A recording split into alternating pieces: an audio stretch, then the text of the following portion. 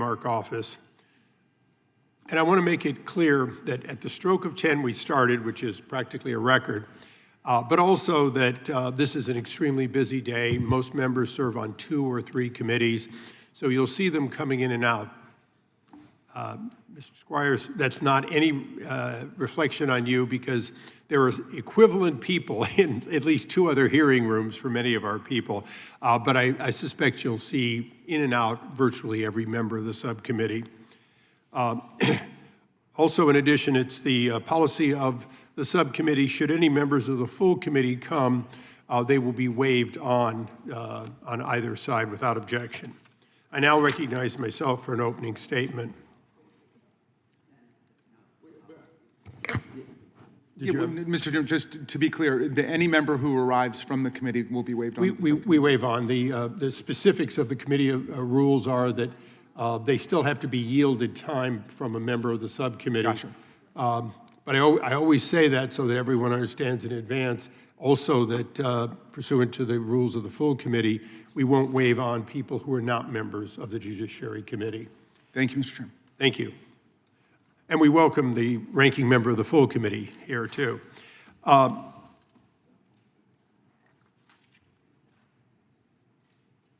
Normally I make relatively short opening statements, but this is a particularly important hearing. It's important because there's never been a time in our history in which getting it right, not just on patents as we've known them, but patents are as they are emerging. I want to thank the Undersecretary for, among other things, clarifying in AI the pathway to patentability. I certainly think that when we look at the ambitious agenda set out by President Trump, he has selected well an Undersecretary to make sure that we can reach that. One of the first actions of Mr. Squires was, in fact, as director, to take steps to move the president's AI agenda and to strongly support it. This meant going above and beyond, and with some changes, to the Biden-Harris policy, which came out late in the administration. This thoughtful change, I believe, will bear well for the foreseeable future. But like everything else in AI, I will expect it will not be the last time that guidance will have to come either from the director or, if necessary, from Congress. And in fact, as we speak, we still live with the memory of the Copyright Office saying that AI is not copyrightable. And the idea that AI-assisted production is not copyrightable or patentable, of course, is now in our taillights, but it will not leave our memory. Additionally, under the director's guidance, he set forth these clear guidelines for innovation. This, I believe, will accelerate the examination, but it comes with a price. As we know, AI is a wonderful tool, but AI can, in fact, extend and elongate patents that might have had 10 claims and a few dependent claims now might have thousands of claims. That means that one of the things that the director has asked for that we have to take serious consideration on is how we deal with long or particularly complex patents. Should there be a multi-tiered, and this will be discussed today, should there be a multi-tiered process for billing? As many on this committee know, when the Congress, on a bipartisan basis, bicameral basis, made it 2 decisions. One was that fee setting would be transferred substantially to the Trademark Office, Patent and Trademark Office, but also that fees collected would be embargoed, meaning they are not to be spent anywhere else in any agency, including Commerce, in which the Trademark and Patent Office is nestled. That means that there is an obligation to raise enough funds to modernize the Patent Office. Federal workers are stressed today in the Patent Office because they currently do not have the tools to keep up with the demand. In 18 human hours, 17 to 18 human hours, the question is, do we get it all right on 1,000 claim, including dependent claim, patent application? And the answer, of course, is no. One of the goals set out by the director, which I completely agree with, and I believe everyone on the dais does, is that we have to work hard to continue to sustain or improve patent quality. And I say sustain because as they become longer, if we do not have the tools to allow patent examiners to do their job, or if in fact we do not supplement technologies that may not be available to the examiners. And I say that specifically because historically the examiners are skilled in the technology they're evaluating. But many of the technologies are so short of people that in fact to recruit those people or to train them in an emerging technology is virtually impossible. That means that not only do we have to embrace AI in the patenting process, but we have to embrace AI in the patent office. This will cause the patent office to spend vast amounts of money.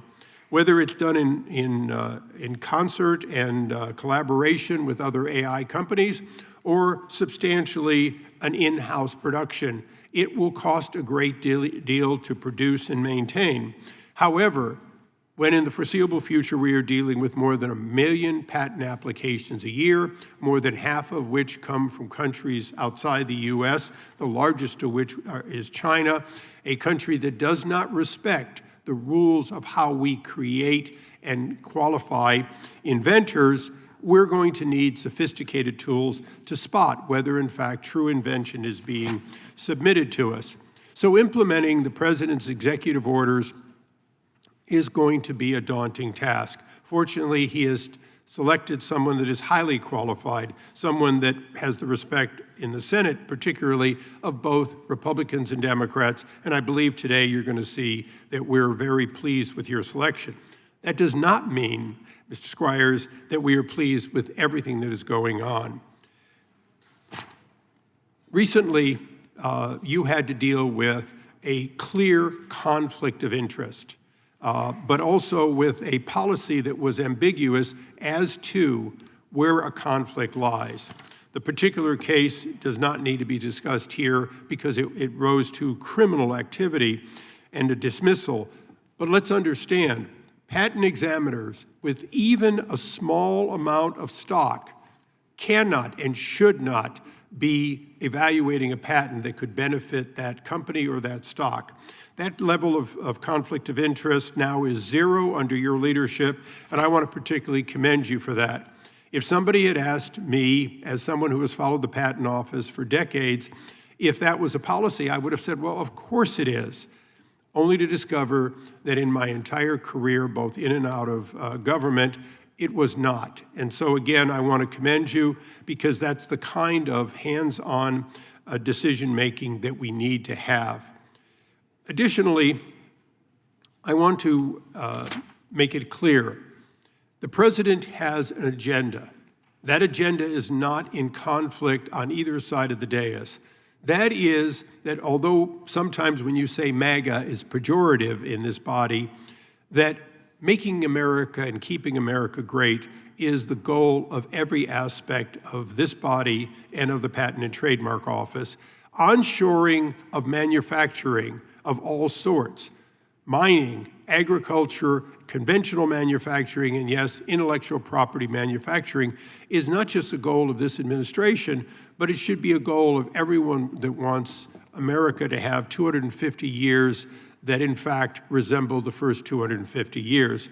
Therefore, any policy that isn't helping and supporting the ability for companies to make a decision, whether they be US companies or global companies located outside the US, to make, use, and sell in the United States is adverse to the president's policy and adverse to the best interest that we on this side of the dais enjoy. That brings up a particular point, and it's one that I think is important.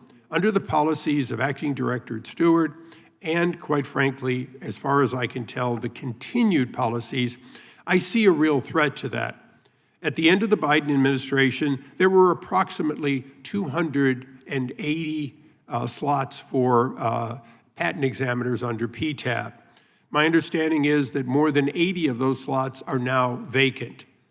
The systematic change from 80 to 90% of PTAB reexaminations being granted to just the opposite, somewhere in the neighborhood of 80% being rejected, including a policy in draft form that I will push back on is not within the discretion, and I repeat, not within the discretion of the Patent and Trademark Office, is one that determines that if a patent is beyond a certain number of years, it simply will be automatically discretionarily rejected.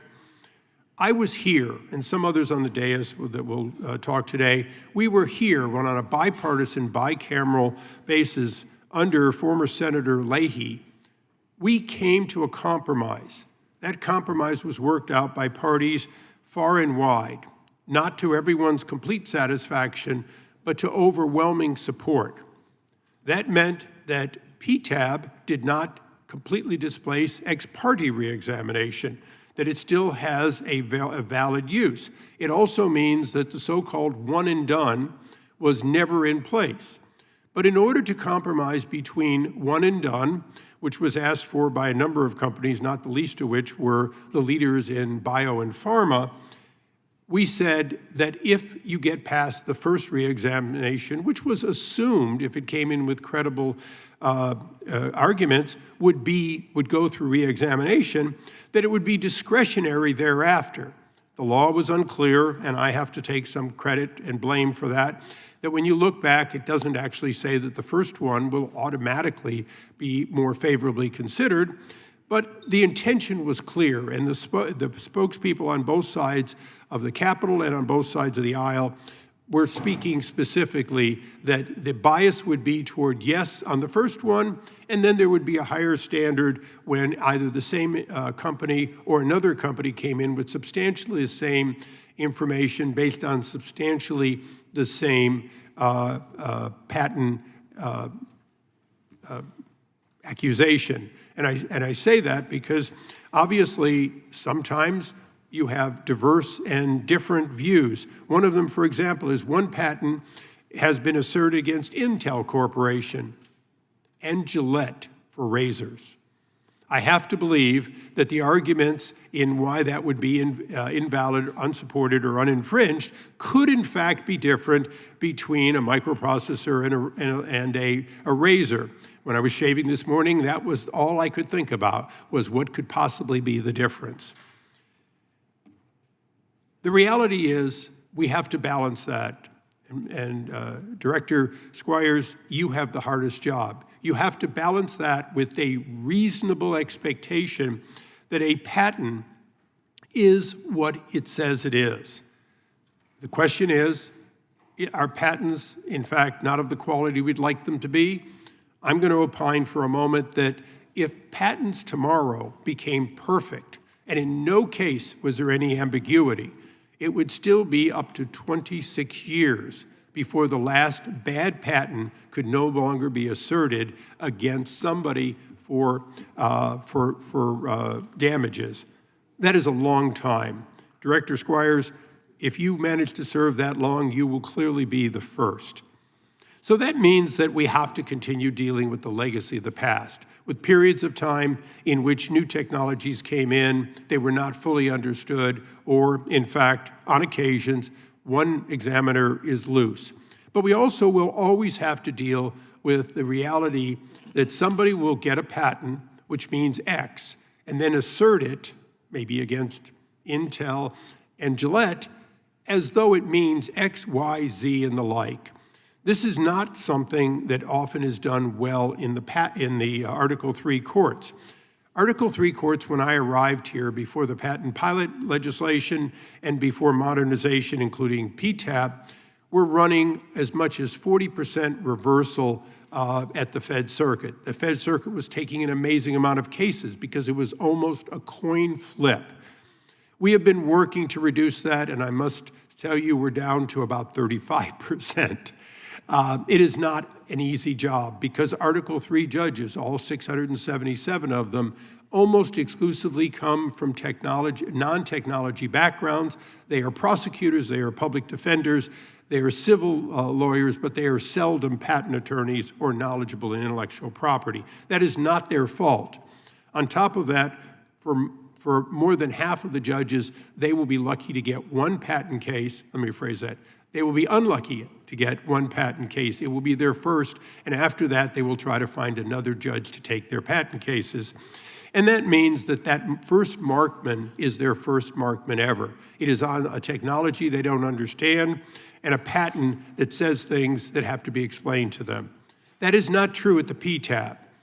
The 200 and now 180, but once nearly 280 patent examiners are technical specialists. They will look at dozens of cases, both sequentially and in parallel. They adjudicate these over a year, so by the time they've been on the job for a couple of years, they may have done 60 or 70 patents. They have brought them to a close, and they seldom have any reason at all not to meet their deadlines. That means they do a better job. The proof of that is that they run about a 12% total reversal, even in part, meaning if you lose at the patent and trademark office or you win, you can pretty well take it to the bank and either move into Article 3 or move into another place with that patent. That means that we have to find a way to reinvigorate the Patent and Trademark Office. As I go through my questions today, I will be asking exactly that to the director. How do we restore the ability for people who have been accused of patent infringement to rudimentarily, particularly on the first time it's been asserted, be able to get in front of an examiner? There are other problems in the law that I want to make clear. We never believed that it would be 100% discretionary. We believed that the undersecretary would, in fact, at the end of the day, be reviewing the work of those judges and expected there to be a process if there was a disagreement.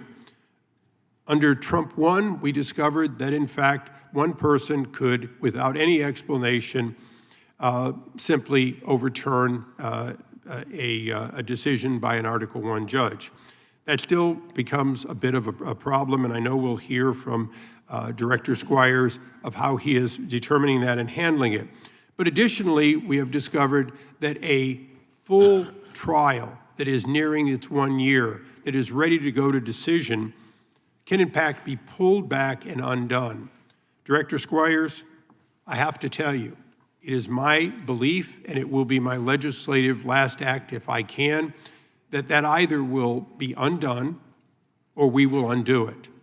Once a process, a determination is begun, even if you, at the end of it all, choose to not agree with the decision, to undo it, to in retrospect, undo it, is in fact to have less than the fair process be appeared, and in fact, both parties have spent money in the process. It should be allowed to go to decision. You can then evaluate the decision. That is a particular concern, and it'll be the one that I spend most of my time on. Lastly, on the dais, there will be people who don't know the meaning of trolls, and there will be people who don't know the meaning of trolls. It is a difficult gasp. There are non-practicing entities who are great inventors, who invent things sometimes that have exactly one customer. That does not invalidate the ability for them to take their invention and say, if you'd like to use it, you will in fact have to work out a royalty. At the same time, there are non-practicing entities who are simply in the financial gain business. Unfortunately, third-party funding has made it very possible to buy old patents, particularly those that have been around for more than 6 years, and assert them either for the first time or for the first time against a particular defendant.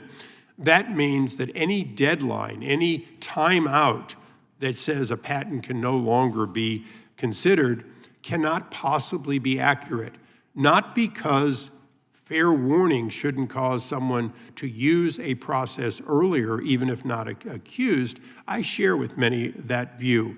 However, you don't know you're going to be sued in many cases until somebody redefines what that patent means. Again, in closing, I'm going to go back to, if you looked at a patent, any one of you in this audience, and thought that it applied to Intel and Gillette, please raise your hand. If not, then in fact, that makes my case that you cannot know that a patent is going to be asserted against you in a particular way until it is. Without at least a constructive notice, a letter from the inventor or the like, you really are not on notice. That's why we have latches, but it's also why 6, 8, 10, or even in the 20th year, we may need to use the ability to properly find out if, as asserted, the patent is valid and enforceable against that defendant. I've taken a lot of time. I've done so for a reason, for the first and only time probably in my career. Nothing is more important to making a decision to onshore than knowing that, in fact, you're going to get a fair opportunity to defend yourself against patent and other legal accusations. I make the case in purely monetary terms. If 20% of the world's market lies here in the United States, and you're currently making a product offshore, you have a 20% exposure in the US if you lose a patent case. If, on the other hand, you make, use, and sell in the United States, even if only 20% ends up in the United States, you have a 100% exposure. Under the law, making in America gives you worldwide exposure in America. Who in the world would risk 80% of their market when they could make the product in a country that they trust, or multiple countries where they trust they would not be shut down? Unfortunately, that's the world we live in. We have to make it safe, or at least predictable, that if you're Intel, if you're NVIDIA, if you're any of the companies, Taiwan Semiconductor, and you onshore here, you are not putting at risk your worldwide sales against a nefarious and, quite frankly, lengthy accusation that may or may not be valid. Does it mean that you don't have an obligation to quickly dispense with those that are valid? But it does mean that we have to maintain a system that typically in a year gets it more or less 90+% right.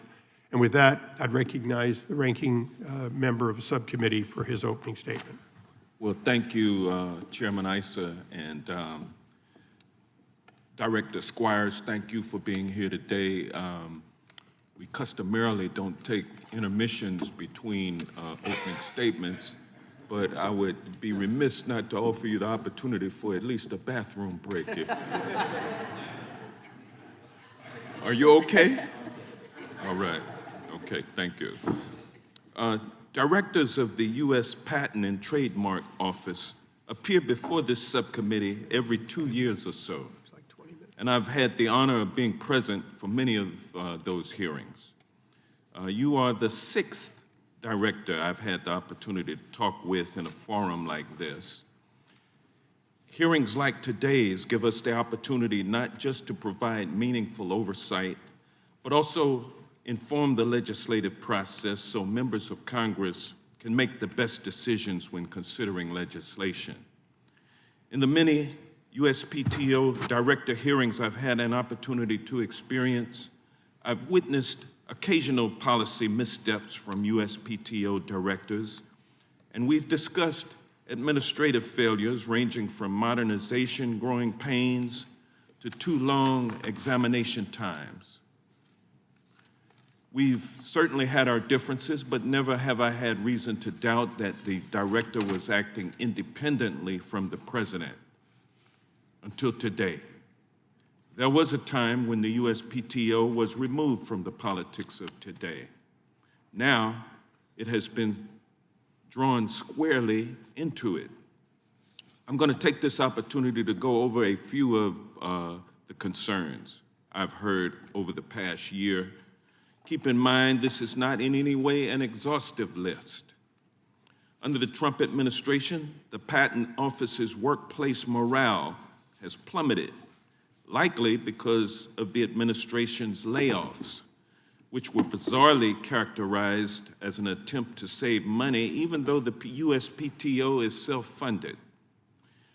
You've also stood by as USPTO employees' collective bargaining rights were undermined by President Trump, destabilizing your already fragile workforce. And under your leadership, The USPTO has publicly explored implementing a patent tax that by all accounts would have a devastating effect on innovation in the United States.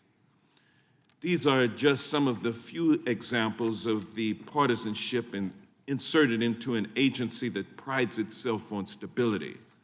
When politics begin to shape a traditionally nonpartisan agency, the result is predictable. You are at the helm of an institution that has lost touch with its mission. This lost mission is most obvious in the USPTO's cancellation of its planned Southeast Regional Outreach Office in Atlanta, Georgia. The USPTO chose Atlanta after a long process as prescribed under the law. Instead of going forward, the Trump administration canceled this outreach to the Silicon Valley of the South and instead opened it within USPTO headquarters in Alexandria, Virginia. American innovation can thrive only when opportunity to participate is accessible to all. By placing the Southeast office at USPTO headquarters, your agency has limited its reach and concentrated opportunity among those already best positioned to access it.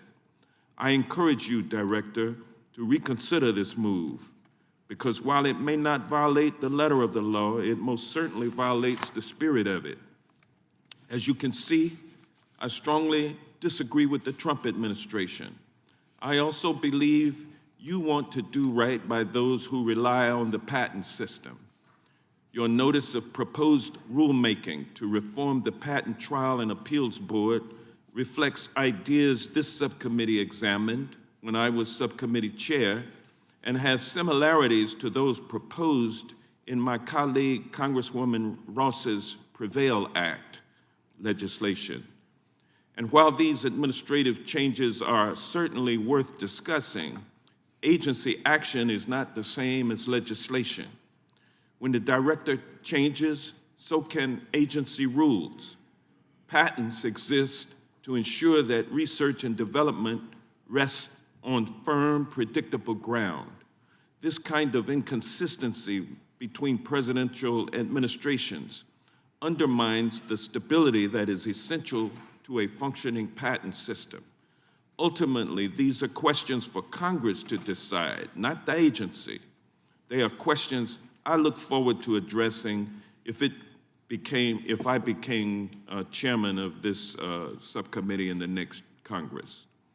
A healthy USPTO requires clear rules, consistent leadership free from political influence, and a steadfast commitment to protecting those who take the risks to create. It is incumbent upon us to get these questions right, because inventors and job creators are not asking for favors. They are asking for a predictable and stable system they can rely on. When policy shifts with the political whims of an administration, it is American innovation that pays the price. I yield back the balance of my time. I thank the gentleman for his brevity. And as I go to the chairman of the full committee, I might note that apparently Mr. Johnson is considering a party change, so I hope you'll favorably consider him to replace me in the next Congress. And I recognize the full committee chairman. No one can replace you, Mr. Issa, that's for sure. I just wanted to thank the chairman for this hearing, and I wanted to thank the secretary and the director, those titles, for being with us today and answering the committee's questions. And I think the record will show after the comments of the ranking member that the chair's comments were the most brief of all. I haven't heard from Mr. Raskin, but I will bet he'll be a little longer than my opening statement. With that, I would yield back. I thank the gentleman. We now go to the ranking member of the full committee. Thank you, Mr. Chairman, and I'll be somewhere in between the chairman of the full committee and the distinguished chairman of the subcommittee.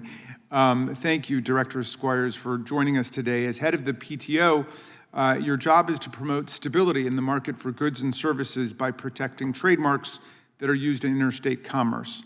In pursuit of the mission, the USPTO has for decades been removed from political intrigue, favoritism, and controversy. By keeping politics out, prior presidents and USPTO directors ensured that applicants had a fair and honest system to rely on. it seemed to change last year. You and President Trump injected partisan politics into the work of the PTO, from working to strip trademark examiners of any right to collective bargaining, a right that they'd enjoyed for many decades, and firing the members of the patent and trademark oversight bodies, to refusing to respond to congressional requests for information. Your tenure seems to be threatening the traditional integrity and non-political nature of our system. You recently took an extraordinary and unprecedented action. Earlier this year, the USPTO itself filed trademark applications on behalf of Donald Trump's ill-defined, private, multi-billion-dollar global project called the Board of Peace. President Trump has declared himself chairman for life of this elusive entity. He's promised billions of dollars from the taxpayers to the board, although Congress has not voted a single dollar for it. And he has secured billions of dollars from mostly corrupt foreign governments, including Saudi Arabia, Kazakhstan, Azerbaijan, United Arab Emirates, Morocco, Bahrain, Qatar, Uzbekistan, and Kuwait. Beyond that, there's not much we know about this shadowy venture. We don't know its basic corporate structure. We don't know whether it's a registered entity anywhere in the United States or in any other country. We don't know who controls the billions of dollars in its bank accounts. We don't know what countries those bank accounts are located in. We don't know who will conduct audits and oversight of the board, if anyone. And we don't know what the president intends to do with this massive, secret, unaccountable slush fund while he's in office and after he leaves. Yet, when the Board of Peace decided it wanted to secure a trademark for its name and for its logo, a move that should have required it to identify the legal entity that actually runs it and controls its billions of dollars, you stepped in.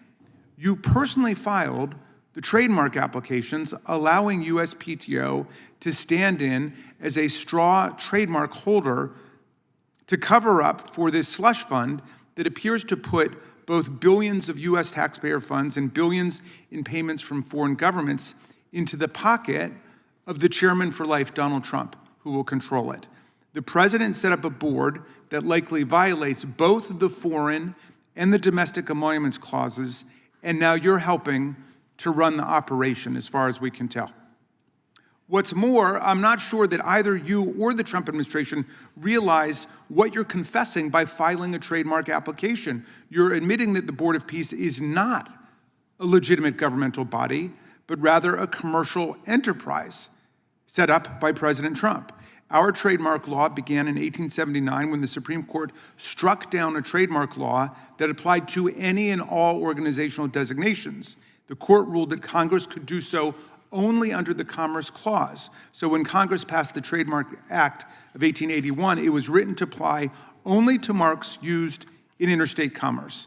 The modern version of the Lanham Act in 1946 makes clear it only protects trademarks used in interstate commerce. Section 1052B specifically forbids the registration of any insignia of the United States or any state or municipality or any foreign nation or any other governmental body. So by filing for a trademark, you're admitting that the Board of Peace is not really a governmental entity at all. It's a purveyor of influence operating for profit with apparently $1 billion admission fee, at least that's what's been reported in the press. A money laundering scheme to pocket the billions, all made in a global shakedown in the name of peace. Now, as far as I can tell, the USPTO has just 9 trademarks. 4 are various logos for your office, some of which read USPTO, others have the full name of the agency written out, IS Patent and Trade Office. 3 more are for the phrases go for real and you're smart, buy smart, phrases that were part of a public awareness campaign that the USPTO itself ran with the National Crime Prevention Council. The other 2 are now for the mysterious Board of Peace, which has no organizational relationship, I believe, whatsoever to the USPTO. So by agreeing to act as President Trump's phone a friend and using the PTO to register a trademark on behalf of a third party, it would seem you're violating a cardinal principle of the Lanham Act, which explicitly lays out in subsection B that only, quote, a person who has a bona fide intention under circumstances showing the good faith of such person to use a trademark in commerce who may request registration of the trademark. That's quite a problem for the agency whose role it is to administer and police the registration of trademarks and to administer disputes about them. One can only imagine this decision will get challenged, and there will be litigation over the mark that you have now claimed as your own for the PTO before your agency, which is charged with being the neutral adjudicator of disputes about trademarks. The only reason anyone ever registers a trademark is to prevent competing uses. Why would the Trump administration tell you to file for this registration except to suppress anyone else's trademark related to the word peace? The field is crowded with existing registrations by other educational purveyors of global peace. To give a few examples I found online this morning: World Peace Table, World Peace Network, Project Peace, Peace Vision Global, Global Peace Initiative, Global Peace Foundation, International Peace Center, Peace Network, Peace Action, the Peace Trust, Greenpeace. Any one of these organizations would have a strong case to sue for cancellation of Trump's Board of Peace trademark on the grounds that it dilutes and infringes their own pre-existing trademarks for peace facilitation services. And also, of course, that this mark is not registrable at all, since it purports to identify a governmental entity and not an organization in interstate commerce. Not only would you have to decide whether Trump has a defense to prior users' opposition to his marks, you would have to rule on any offensive use of trademark law by Trump against any of the other groups. Let's say he moves to attack Greenpeace for infringement of his commercial trademark or opposes registration of any new organization that uses peace in its name. Who would adjudicate this? You would, your office. You're both the owner and you're the judge of any rights that you have as an owner against anyone who wants to identify their organization with the word peace. This is not just a disreputable use of the trademark registration process, it's the first step in giving Donald Trump and his subordinates a monopoly on use of the word peace to make the very notion of peace unthinkable if it departs from control of the new big brother who now owns it. If President Trump can't win the Nobel Peace Prize he craves because he plunged us into an aggressive war of choice in the Middle East, now he'll just own the word peace instead. I wrote to you last week, Director Squires, asking about this elusive entity, an unprecedented, baffling situation. If there's a reasonable explanation for the USPTO's conduct here, we'd like to hear it today. Because if you simply filed on behalf of the Board of Peace as a favor to the president, then that's a serious problem. A decision like that doesn't just drag the USPTO into covering up for a slush fund that may violate both the foreign and domestic emoluments clauses.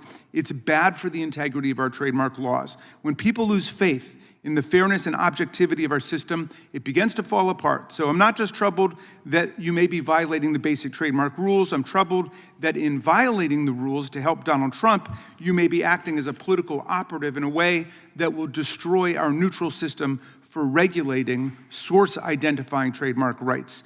The trademark system is designed to protect everyone. If applicants think that the rules change for the wealthy and the politically well-connected, they're much less likely to believe the system can work for them. I look forward today to finding out how you justify your agency registering a commercial mark for this alleged governmental entity, if that's what it is, how you intend to resolve disputes with the dozens of past and future registrants of peace organizations, and what you intend to do to restore the professional, nonpartisan reputation of the USPTO. Thank you, Mr. Chairman. I yield back.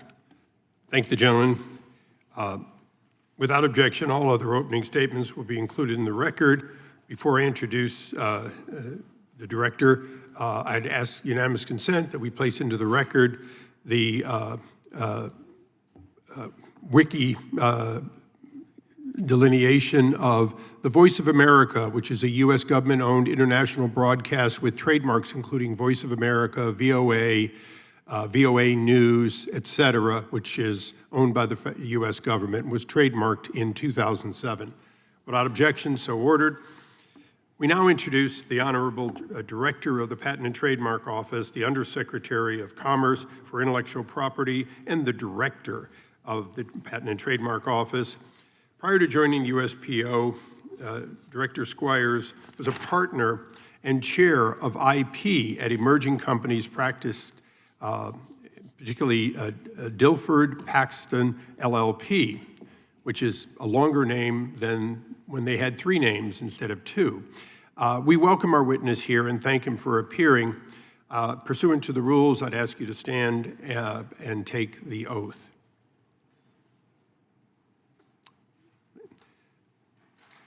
Do you solemnly swear or affirm under penalty of perjury that the testimony you're about to give will be true and correct to the best of your knowledge, information, and belief, so help you God?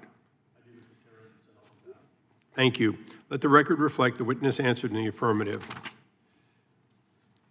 Director, our normal rule is 5 minutes. Considering the ranking member and myself, I will be lenient on if you go over, very lenient. And since you're the only witness, we came here to hear what you have to say. However, your entire opening statement, if you don't use it all, will in fact be placed in the record along with any other supplemental information you choose. You're now recognized. Thank you, Mr. Chairman. Chairman Issa, Ranking Member Johnson, Chairman Jordan, Ranking Member Raskin, members of the subcommittee. Good morning, and thank you for this opportunity to discuss the USPTO's operations and initiatives.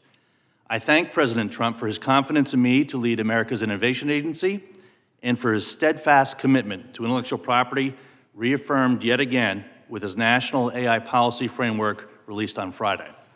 It's also the honor of a lifetime to serve Secretary Lutnick, a phenomenal leader with boundless energy and unparalleled experience, himself an inventor on over nearly 500 patents. I'm honored today to provide the subcommittee an overview of the USPTO's recent activities and accomplishments. America's Innovation Agency has 2 foundries. For patents, we have America's Invention Agency, and for trademarks, we have America's Branding Agency. And together, we function as the Department of Commerce's central bank of innovation. Every unit of intellectual property we put into circulation is a potential job, a new business, a competitive advantage, an investable asset, a life-saving drug, all flowing into the real economy, into the real world. And at scale, American ingenuity means national prowess and global reach. I can't thank the USPTO's highly educated and talented workforce enough for their dedication and commitment. I say to everyone, they are the best in the world at what they do, because quite simply, they are. And none of this would be possible without the fee-setting authority so thoughtfully provided by Congress, allowing us to operate like a business, maintain long-term financial stability, and achieve our statutory mission. We also greatly appreciate the continued authority to spend anticipated fee collections, which lies at the heart of our U.S. global leadership. We look forward to working together to maintain both it and our global lead. Indeed, we lead today because our founders did the extraordinary 2 centuries ago, enshrining IP protection into our Constitution. And with it, the American experiment itself, the American experience itself. Last month, I told the head of the UK IPO how our constitutional charge allows us to lean into AI, to quantum, to medical diagnostics, wherever the onrush of technology is going. His candid reply, I know, wish I had that. Think about that. The very empire we won our independence from, 2 democracies, 2 outcomes, but only one clearly atop the IP world today. That's why it's incumbent upon the USPTO to have an America First IP agenda built atop the unique legacy our founders bestowed upon us. And we're doing exactly that with the urgency of now. As I'm before you today, our first priority was slashing the unacceptable backlog by 50,000. Another 100,000 to come this year. By the end of my tenure, and with your continued fee-setting authority, choking backlogs will be a thing of the past, and improved quality, a confidence indicator. I'm confident because we just announced our first agentic AI trademark classification tool. 5 months of manual searching is now a 5-second outcome. In patents, our AI search assistant delivers a top 10 list of prior art before the first office action, providing quicker pathways to allowance. And across both, AI fraud detections helped us purge 70,000 plus baseless filings in just under a year. You see, AI tools will become our examiners' superpowers, supplying them with a cadre of agents to deploy as they see fit. On policy, Congress affords us discretion, and our North Star to its exercise is always both the letter and the spirit of the AIA, balancing, as instructed, economic impact, resource efficiency, and the integrity of our IP system. We are restoring balance and fairness on both the front end with eligibility determinations and the back end as to trials and error corrections with new feedback loops in between. Mr. Chairman, I am humbled and proud to lead this unique and vibrant agency. We are back on our front foot and delivering the brilliant tomorrows American ingenuity affords, tinker by tinker, breakthrough by breakthrough, dream by dream. Just as a central bank stabilizes the flow of capital into the real economy, the USPTO stabilizes the flow of innovation into the knowledge economy. And with born strong protection, new ideas soon blossom in a marvelous, virtuous cycle that has delivered prosperity and bettered people's lives for over 250 years, like no nation before, like no nation ever. Thank you again, and I look forward to your questions. So brief, so very brief. I thank you. We now recognize the gentleman from Kentucky, Mr. Massey, for 5 minutes. Well, the last member of the administration that I was very nice to was Kristi Noem, and she was removed 48 hours later. But at that risk, I want to thank you for the great job that you're doing. I like your analogy of intellectual property to currency, but let's don't compare the central bank to the patent office, because some of the founders, all of the founders were unanimous in understanding that the patent and copyrights were the foundation that would allow our country to grow, and I appreciate you doing that. But it is an appropriate analogy because of intellectual property to currency, because we've had a crisis in our currency over the last decade, I believe, of intellectual property. If your currency is called into doubt, if the Federal Reserve notes in your wallet when you present them, even though they were issued by the government, if they're called into question when you try to use that currency, you have a problem.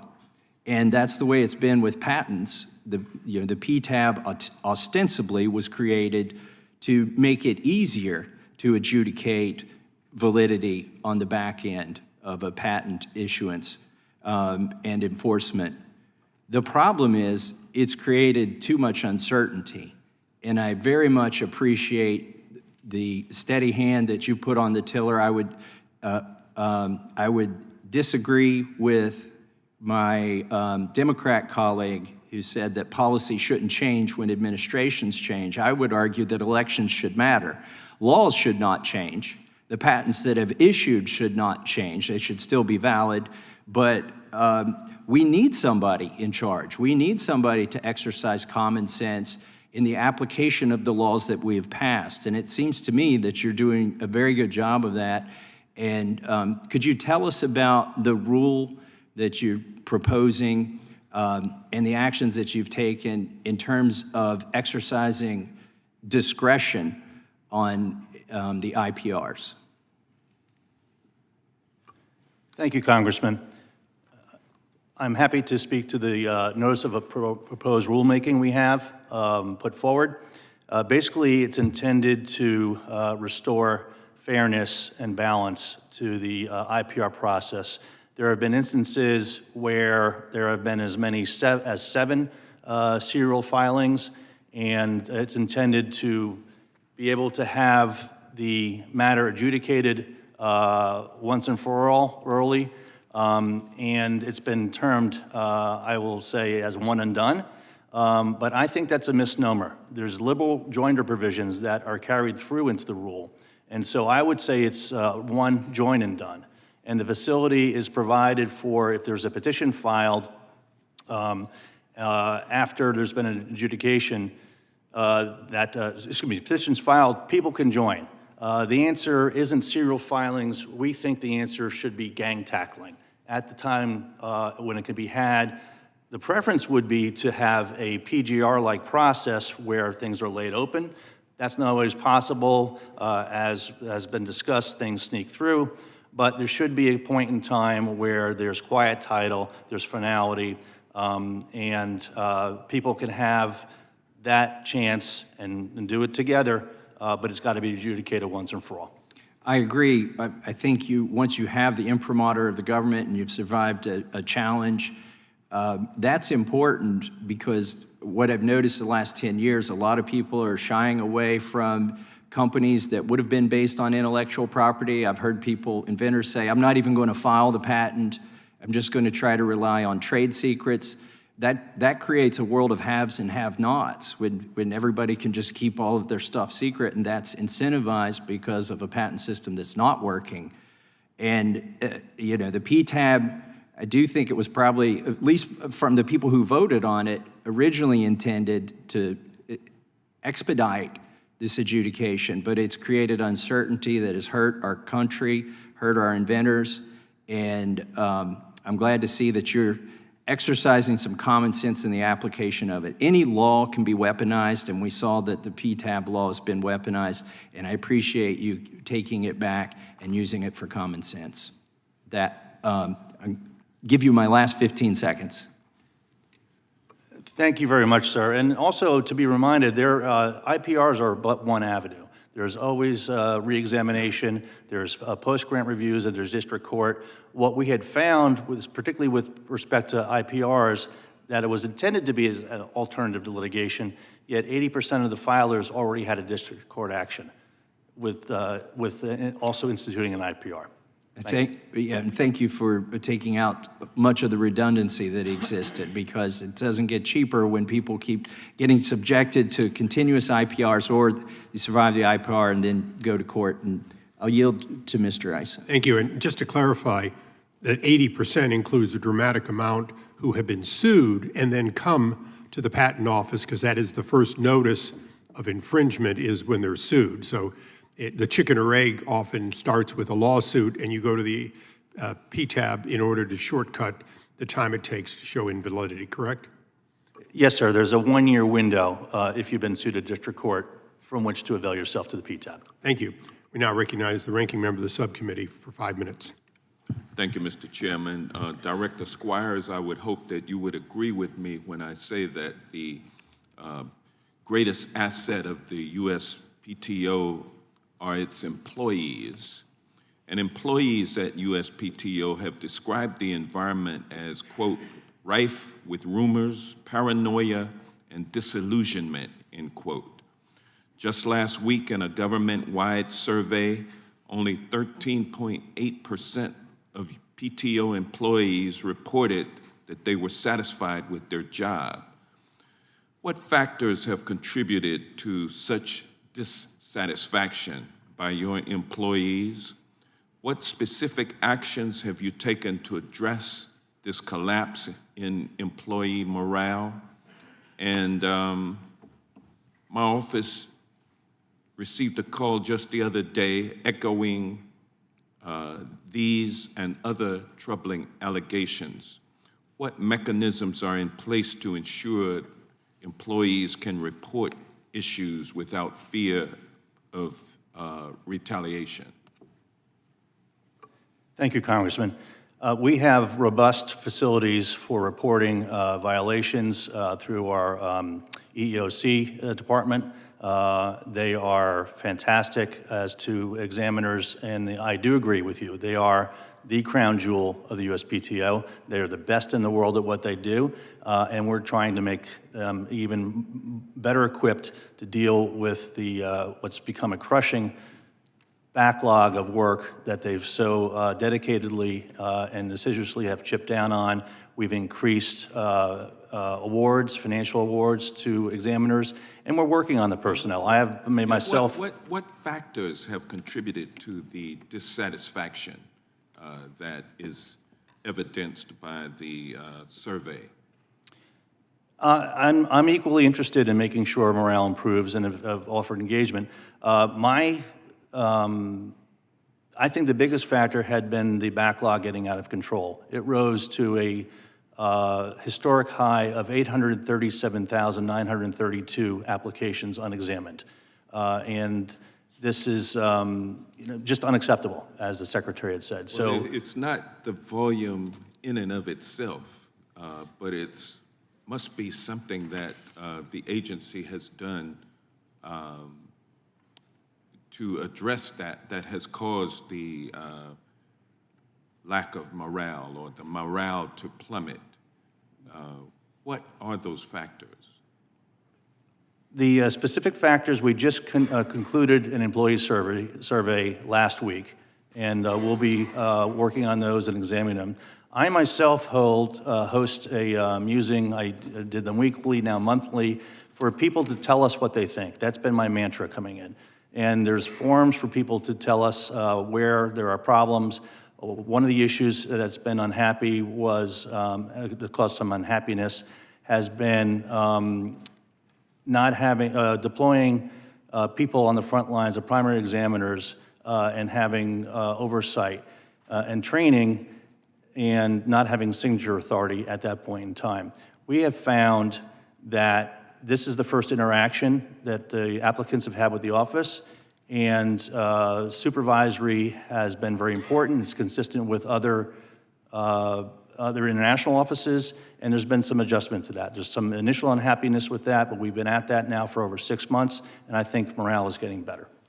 Okay, I'm going to move on. After the success of the 4 regional offices created in the American Invents Act of 2011, Republicans and Democrats worked together to pass the Unleashing American Innovation Act in 2022 to establish a Southeast Regional Outreach Office, among others. Atlanta, Georgia was chosen as the Southeast location after a lengthy process. And last year, the Trump administration reversed course, announcing that the Southeast office would instead be at USPTO's headquarters. This change was announced with no explanation, and no search process was conducted as required by law. Director Squires' regional offices were created to expand access and reach a more diverse set of stakeholders at a more local scale. How does placing the Southeast Regional Outreach Office at headquarters advance that mission? And isn't it true that placing a regional outreach office in the literal headquarters of the PTO undermines the very purpose Congress had in creating it? Congressman, that decision, of course, was made and effectuated before I took office. I took office in September. However, my ongoing responsibilities are, as you indicated, access, making sure there's access. Now, we have literal compliance with the regional office footprint in having 4, and we recently had 5, and the Denver office was closed down, resulting in a savings of over $3.8 million per year. But savings isn't the issue, access is. And in favor of that, we've launched a community engagement office model. And we've just released a request for comment to the Southeast region, including Georgia, including all the states that were part of that defined region. And we've had great success with the Mountain West region in this, to the tune where we are able to increase access, we engage with universities, widen our footprint, and be able to do it at little or no cost to the office. So we're moving to a model of the future. We're hopeful. Yes, and you're doing it based on executive authority undermining legislative authority. And that's a trend in your agency that is upsetting. And with that, I'll yield back. I thank the gentleman, and I'm going to just join with you in one thing. Director Squires, would you agree to have a separate lengthy briefing for the ranking member and myself on that plan, how it is to work, and how it can accomplish what was legislatively in place? I, for one, would not want to see San Jose closed for savings purposes, no matter how it might be without congressional approval. Would you agree to that? We would be happy to work with the chairman and ranking member. Then we'll make that arrangement. We now go to the gentleman from Wisconsin for 5 minutes. Thank you, Chairman. Director Squires, thanks for being here today. Last Congress, I introduced legislation to limit the enforceability of patents by entities on certain national security-related sanctions lists. This is because I think many members believe, state-sponsored entities like Huawei can and do use protected patent litigation to slow or stop critical technologies from being developed in the U.S. Do you see that as the present or future national security threat? And where do you stand on limiting enforceability of patents in those types of cases? As to limiting enforceability, one thing I would point to is we recently, a couple things in the PTAB. So we restored the real party and interest requirement. And with that, we just issued a decision called Tianma last week, which concludes under the AIA, as with American government entities and agencies, are not persons and cannot be in the PTAB, neither may foreign sovereigns or state actors. And so if a real party in interest is identified, they are not allowed to be in the PTAB and they can't bring challenges. To protect with that in the discretion of instituting IPRs, we have also just released guidance that looks to whether it's a small business in the U.S. or American manufacturing is occurring in the U.S. As part of whether a challenge should be instituted. So to protect American manufacturing and have them choose here. So both sides of the equation, we're trying to take into account what the real world is, and the process for filing a petition, we say, tell us your story, and so we can take these into account. Very good. Another area where I know many members have concern is about foreign exploitation, and it's all about the patent prosecution highway, right, as it's referred to. Under this program, the USPTO will expedite review of certain patent applications that have received a favorable exam in a foreign patent office. We know that China participates in the program, and therefore an entity like Huawei could receive expedited examinations of its patents so long as it first gets a favorable exam in China, which is effectively a rubber stamp, right? So should we not kind of allow, or shouldn't we be concerned, I guess, about kind of the way that's playing out? Thank you for the question, Congressman. That is of great concern, and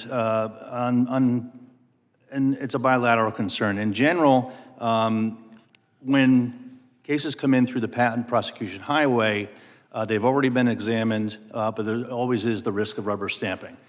We do an independent analysis. If it doesn't pass the smell test, then we kick it and it goes back in line and the prosecution is lost. On the other side, we found for U.S. companies, the PPH has helped them in other countries. So we're trying to always maintain that balance where American companies going into other offices are receiving the favorable treatment. They have behind them the examination that's occurred and hopefully, born strong in the U.S., Right. But we're always on the watch for incoming low-quality patents. Very good. Let me quickly turn to kind of another area. According to American Intellectual Property Law Association, the average cost of patent litigation in a district court is $5 million, whereas the cost for adjudicating patent disputes before the Patent Trial and Appeal Board on average is about 10 times less, or around $500,000. Critics of the proposed changes to the PTAB process have said the result will be more patent cases being litigated by the courts. And assuming that could be true, did the USPTO take into consideration the increased litigation costs when conducting an economic analysis of your IPR rule? And if you didn't, then how did you handle that, and why didn't you maybe look at that? Thank you for the question. Yes, we're still in the process of finalizing the rule. We have received over 11,800 comments, which we're very excited about because people care. About 2,800 were unique. clearing out all the Me Too ones or clearing out the ones that, we don't like the patent office. But substantively, there are about 2,800. And under the AA, we are required to consider economic efficiency, resource allocation to the office, and effects of those sort.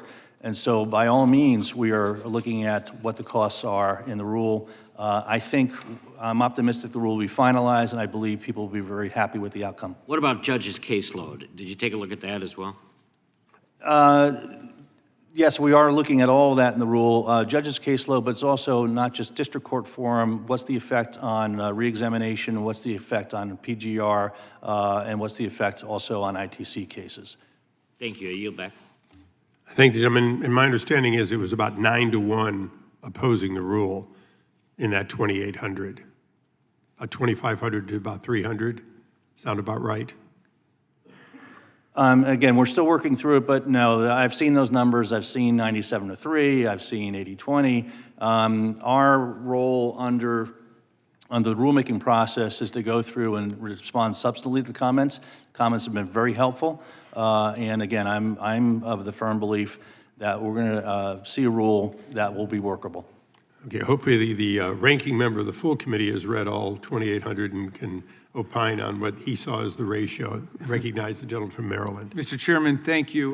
Director Squires, how did you come to file those trademark applications for the Board of Peace? Thank you for the question, Congressman. We came to file, I had them filed in response to a immediate cyber squatting land grab of the domain name. And for those who are unaware of the term cyber squatting, it's like identity theft. So were you acting as a lawyer for the Board of Peace at that point? No. So in what capacity were you acting? Well, the Board of Peace, this is exactly the issue, and I'm glad to have the opportunity to explain it Please. and respond to your letter. The Board of Peace has not yet been formed as an international organization. And the cyber squatters, 8 minutes into the president's speech announcing it, registered the domain name. And so Is it a public entity, the Board of Peace, or is it a private entity?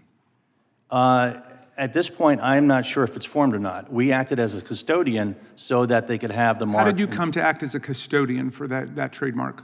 Under 35 USC Section 3, it's my responsibility to advise the president through the Secretary of Commerce on matters of national security and all matters of intellectual property. So the Board of Peace is a public entity? It's a governmental organization, even though Congress has not created it? Is that right? Sir, I don't know the status of whether it's an entity formed or not. Okay, well, how did you get involved in it? Did the president call you about the cyber squatting incident? No, the president did not call me. It came up through several organizations about the cyber squatting, and the action needed to be taken to When you address the talked harm. about the cyber squatting, you noted that there were lots of other organizations that were already using some variation of peace organization, peace committee, world peace, and so on, right? There are dozens of them. I mean, I found them this morning just on the way in. Well, again, reference was made to Shakedown. This was registered, this particular boardofpeace.org, and without that, you don't have the You ability. registered that? No. Oh, who registered? A cyber squatter did. I mean, 8 minutes into the But president's you don't speech. have to talk about a cyber squatter. There are dozens of other groups that have peace in their name, right? Well, look, where does your legal authority come from to file trademark applications on behalf of this Board of Peace, whether it's a public or private group?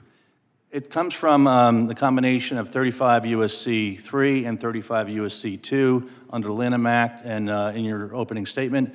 Well, wait, do you usually act as a custodian for the intellectual property rights of other entities, or is this just for President Trump? This was to protect the name Board of Peace as the entity gets booted up, to act as a custodian in a very narrow capacity with a bona fide intent to use the name, and then it's a intent to use application. Who has to be the bona fide? transferred. Who has the bona fide intent to use it? The USPTO. The USPTO. What are you going to do with it? In the very limited services that we define there, which is fraud, prevention, misuse. But is that a service you offer to all American citizens? In other words, if I'm thinking about maybe creating a group one day and we might want to have a trademark, and I'm afraid somebody else has a competing trademark, you will go ahead and file the application for me?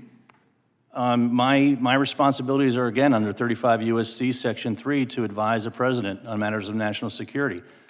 So this is a matter of national security? Okay, let me ask you this. You've emphasized today, and rightfully so, the importance of people who are applying for patents or trademarks to pay a fee, because yours is a fee-paid office. How much does it cost for someone to seek a trademark? When you applied for that trademark for the Board of Peace, how much does that cost?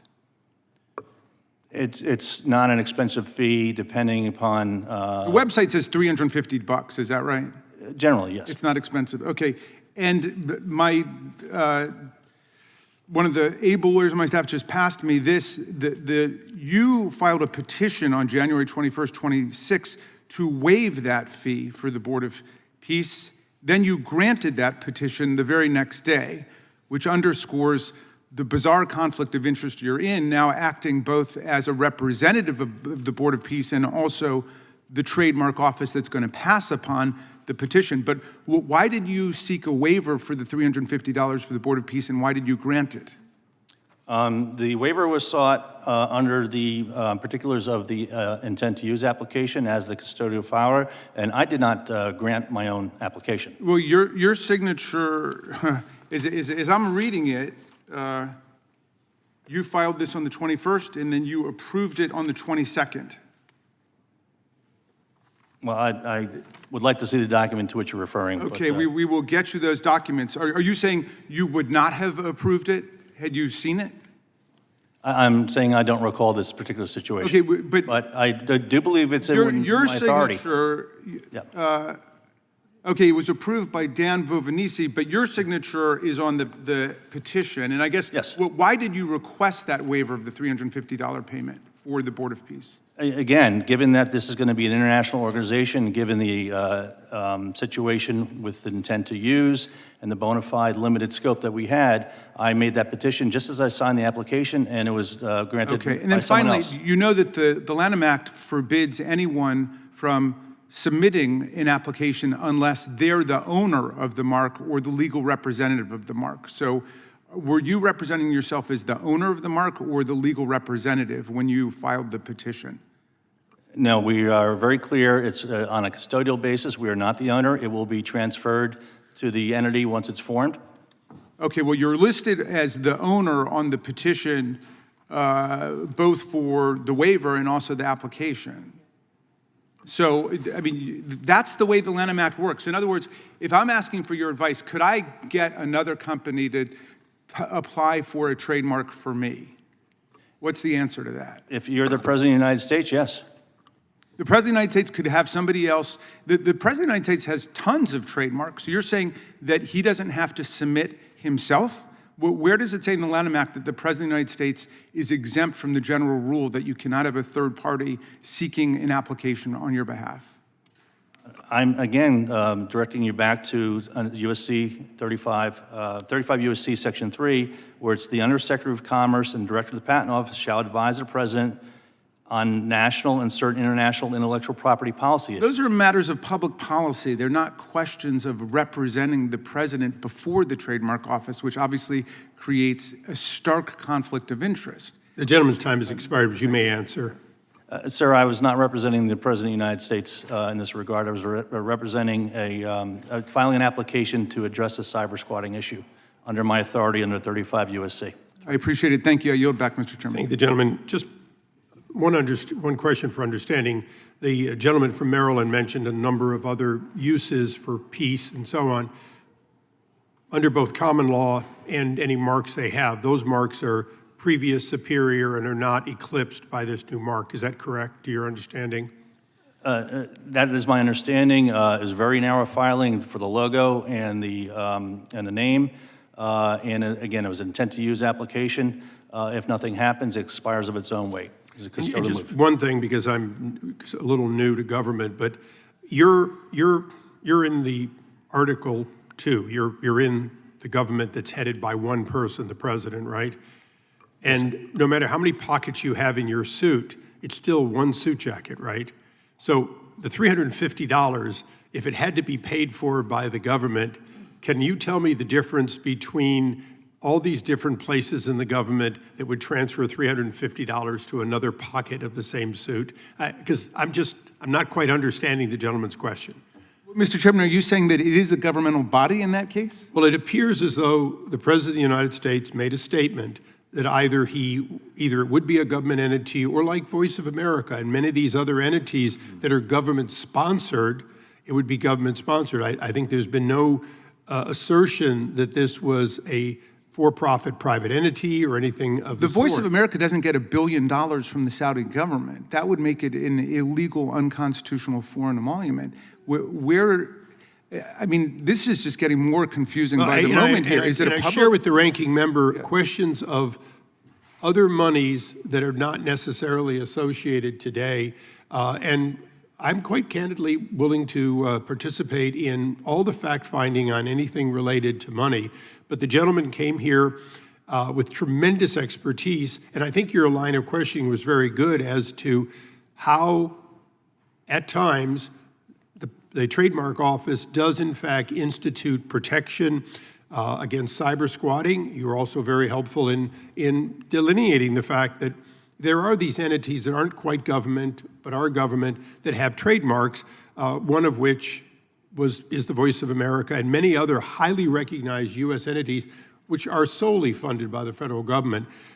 I think it's been productive. I will join with you to continue looking at questions of monies from other governments, whether or not they're coming to the government or that they're going to a third party, because I think that's a fair area. I just don't think it's within the gentleman's expertise. All right, well, I would welcome a thorough ventilation of all these issues, just so we don't go down a dark road here. Thank you, Mr. Thank you. Chairman. And with that, we go to the gentleman from Virginia, Mr. Klein.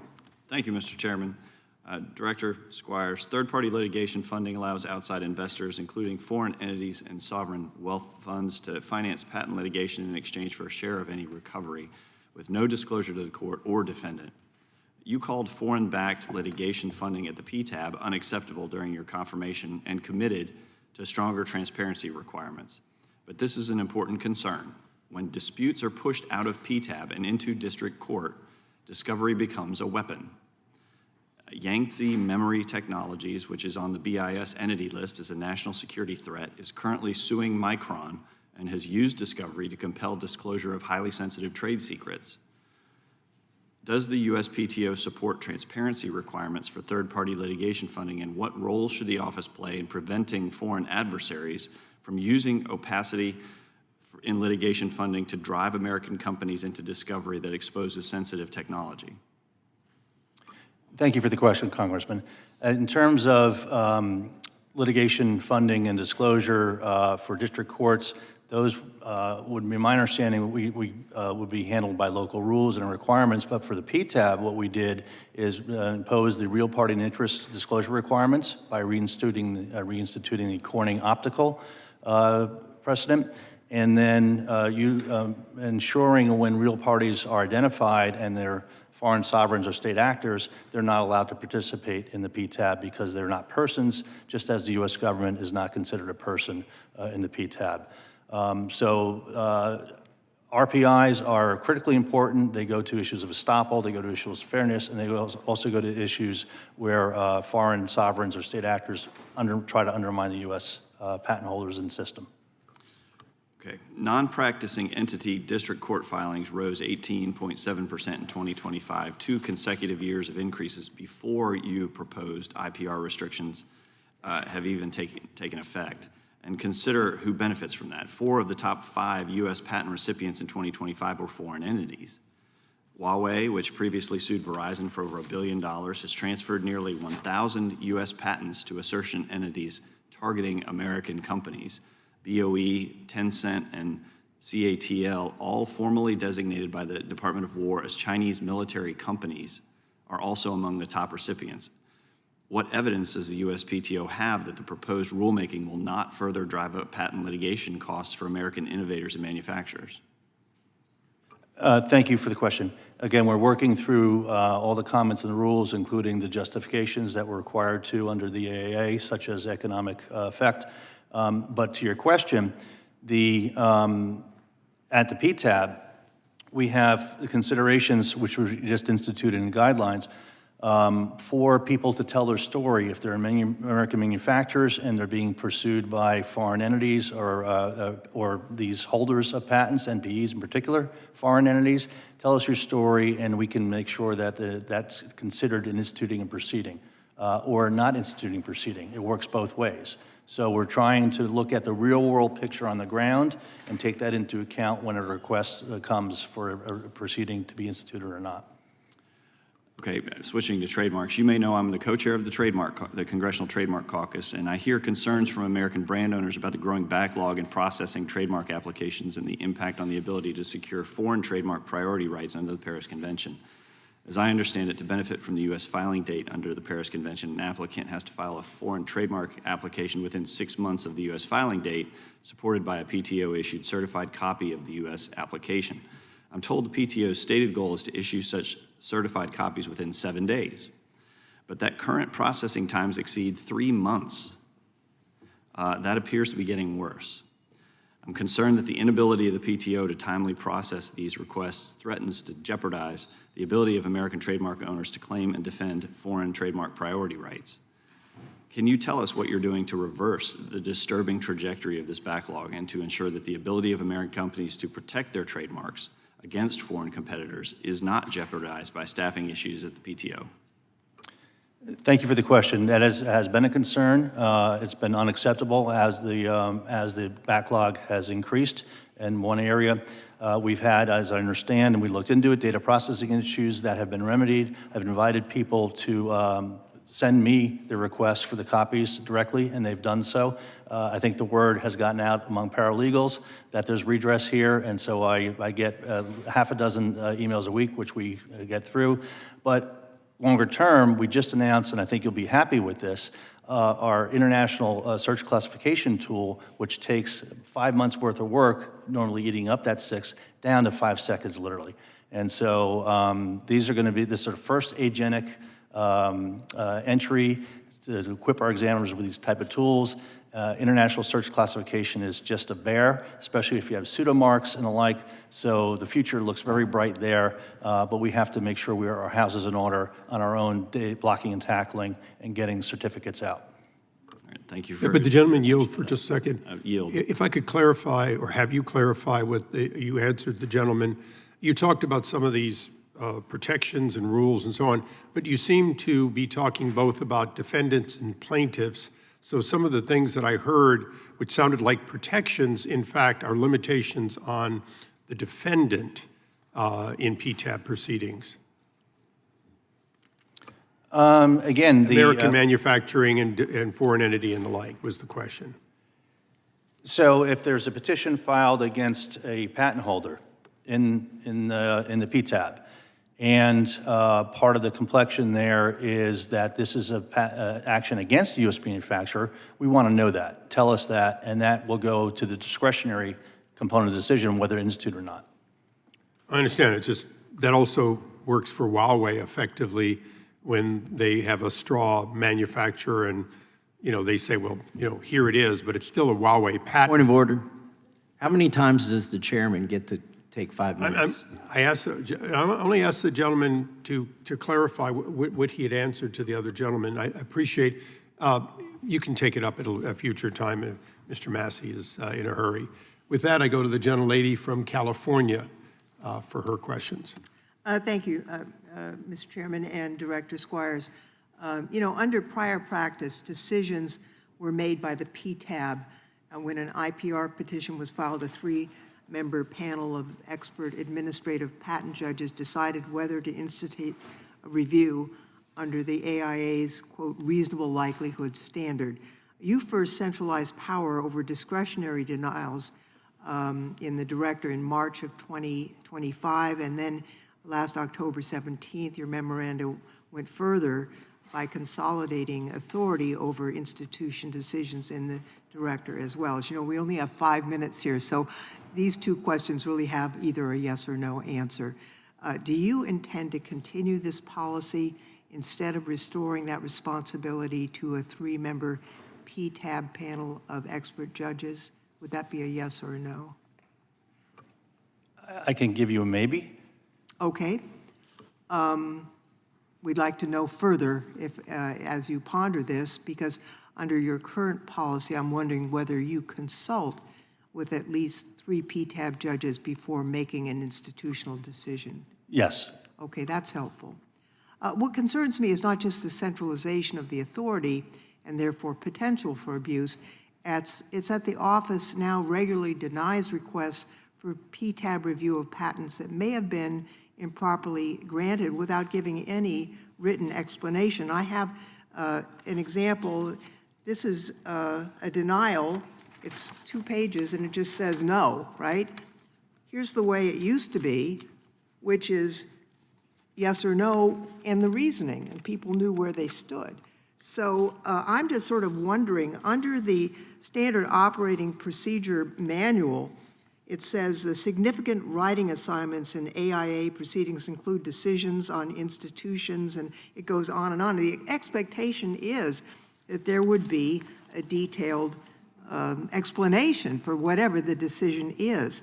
Now, I'm just wondering in these bare bones summary denials where someone would find the reasoning in the arguments raised by petitioners, and do you think that practice is really consistent with principles of transparency and fairness?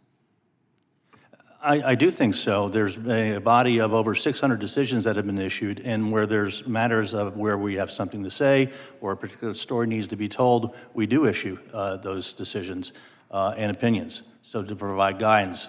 The Revo line of cases has been one where there's been inconsistent claims offered from district court, and there's, in fact, unsettled expectations. It's worked the other way, where a patent holder had their patent lapse before it asserted against the defendant.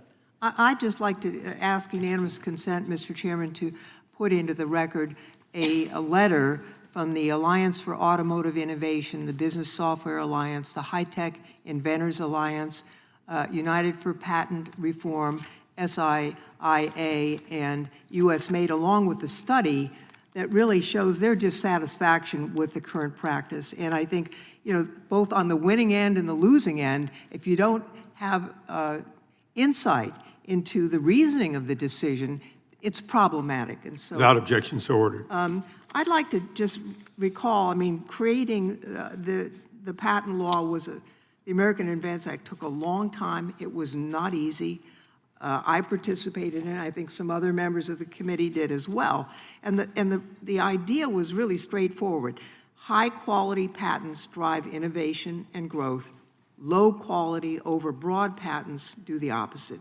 They drive up prices, they impede competition, they expose businesses to abusive litigation, and we designed IPR as a streamlined, expert-driven mechanism to catch the patents that should never have been granted to begin with.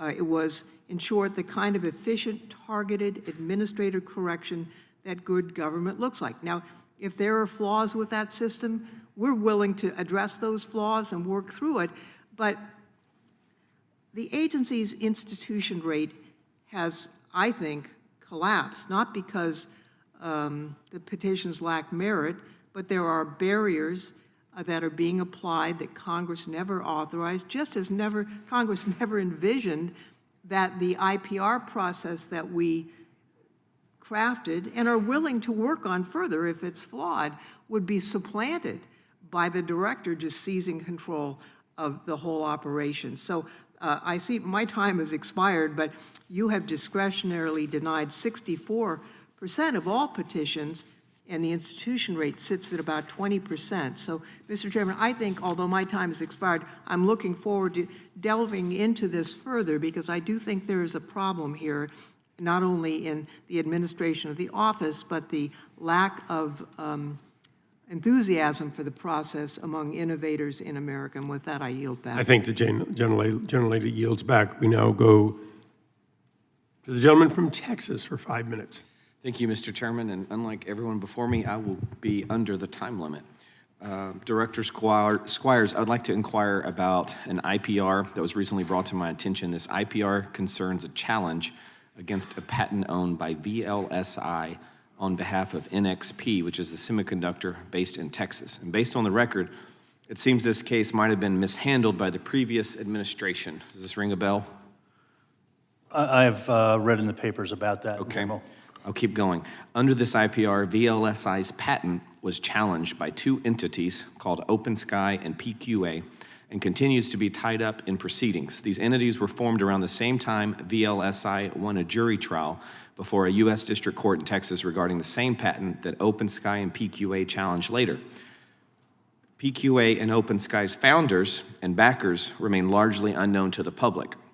And Director Vidal found this to be an abusive process, but the cases were still allowed to continue. And since that Director Vidal is no longer in charge, would you happen to know who is behind PQA and OpenSky? I do not know, but that is one of the reasons we instituted the RPI process. Your answer is the same as mine, because I don't know, and neither does anyone I've spoken to. And people keen on using the American patent system are worried about the safety of their patents, especially those in Texas.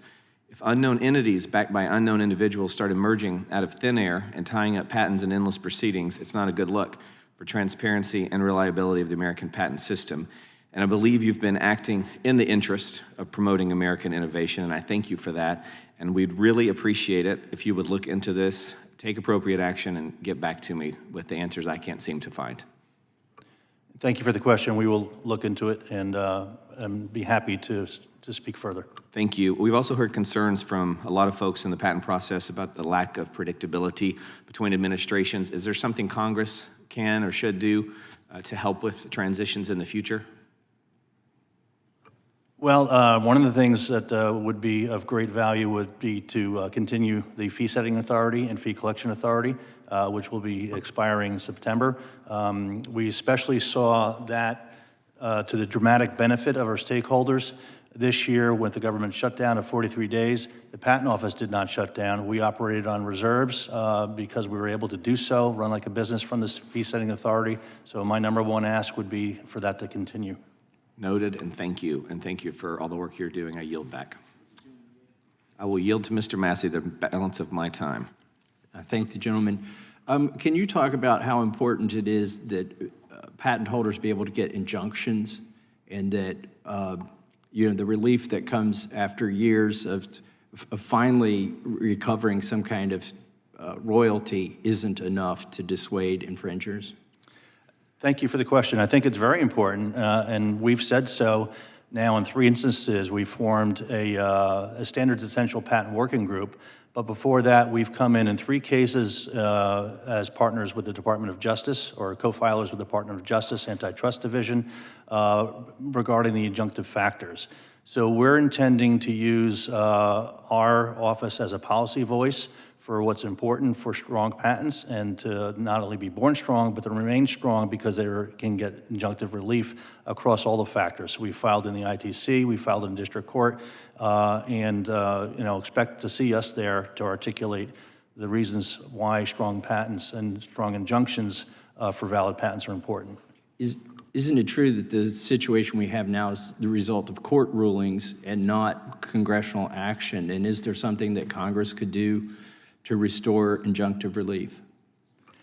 We're aware, certainly, of and have looked into the provisions of the Restore Act, as I understand it's called, which would rebalance injunctive relief considerations. It's been hodgepodge in district court, and that's been part of the problem, especially if you're in an arm's length negotiation. And there's, the holdout problem, as it's called, in standards essential patents. Having predictability, I think, would have a great market effect. But the provisions like those in the Restore Act, I think, is something that only Congress can take up, and we'd be willing to have further dialogues as to what that might look like. Thank you. I yield back. Would the gentleman further yield, Mr. Gordon? Yeah, just one question very quickly. You said a hodgepodge of district court. Isn't the eBay decision a high court decision? Yes, it is. But so it's the been, high court has ruled on injunctive relief, and we live under a guideline produced in interpretation of law and the Constitution, right? The eBay case sets forth the factors which the district courts have to apply. They've applied them in a hodgepodge fashion. Oh, that's why we like PTAB. With that, I recognize the gentlelady from North Carolina for 5 minutes. Thank you, Mr. Chairman, and Ranking Member Johnson for organizing this hearing, and thank you, Director Squires, both for your service and your testimony today. I'm proud to represent North Carolina's Research Triangle, home to companies and startups that have built thriving businesses from a single idea or an invention. This type of innovation and growth couldn't happen without strong intellectual property protections that we enjoy here in the United States and that came from our Constitution. And yet, small inventors are having a much harder time defending their patents.